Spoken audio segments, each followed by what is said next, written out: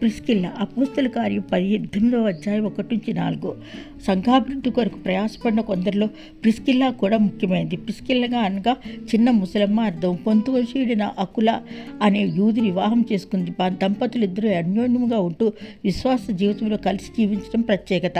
వృత్తిపరంగా వీరు డేరాలు కుట్టేవారు. వృత్తిలో వీరు నిపుణత సంపాదించారు. ధనవంతులైన యూదులు కూడా వారి పిల్లలకు తమ వ్యాపారాన్ని నేర్చుకునేటట్టు జాగ్రత్త పడారు. యూదులంతా రోమా విడిచి వెళ్ళాలని క్లౌదియా చక్రవర్తి ఆజ్ఞాపించినందువల్ల ప్రిస్కిల్లా ఆకుల ఇటలీ నుంచి కొరింథీ వచ్చారు. పౌలు కూడా ఇదే వృత్తి చెందినవాడు కనుక కలిసి జీవించారు.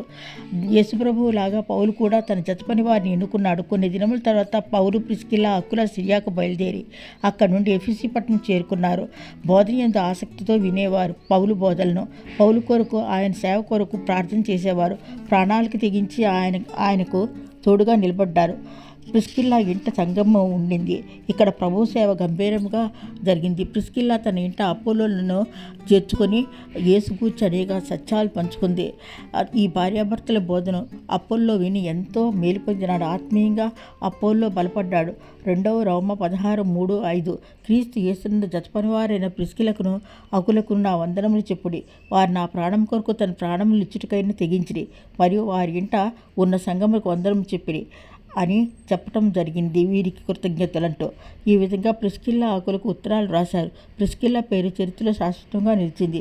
ఆమె గుర్తించబడ్డ స్త్రీ. ఆమె పేరు తన భర్త పేరు కంటే ముందే ఉండటము గొప్ప విషయం. పౌలుకు ఈ దంపతుల పట్ల నమ్మకం ఉండినందువలన సువార్త వ్యాప్తి కోసం వీరితో కలిసి పనిచేశాడు. సంఘస్థాపనకు ప్రిస్కిల్లా ఆకుల ప్రయాసపడ్డారు. వీరు శక్తివంతంగా జతపరివారుగా ఉన్నారు. ప్రిస్కిల్లా తన భర్తతో కలిసి సేవలో ఎంతో దూరం ప్రయాణం చేసింది. ఎన్నో ప్రమాదాలకు ఈ భార్యాభర్త గురి అయ్యారు. ప్రభువు సేవ కొరకు తమ ఆస్తులు కూడా ఇచ్చి దేవుని మహిమపరిచారు. ప్రిస్కిల్లా పురుషులతో సమంగా ప్రభు సేవకు నిలబడింది. దేవుని పరిచర్య కొరకు తమ గృహాన్ని సమర్పించింది. భార్యాభర్తలు ఇద్దరూ కలిసి జీవించారు. కలిసి దేవుని సేవ చేశారు. ఇతరులకు మాదిరికరమైన జీవితం జీవించారు. తుదకు ఈ భార్యాభర్తలు ఇద్దరు శిరస్సులు ఖండించారని మీ భార్యాభర్తలు ఇద్దరు శిరస్సులు ఖండించారని చరిత్ర చెప్తుంది. ప్రిస్కిల్లా యొక్క భూగర్భ సమాధి ఇప్పటికీ రోమానగరంలో ఉన్నది అని చెప్పటం జరుగుతుంది. తన గృహాన్ని ప్రిస్కిల్లా కూడా దేవుని పరిచయం కొరకు సమర్పించింది.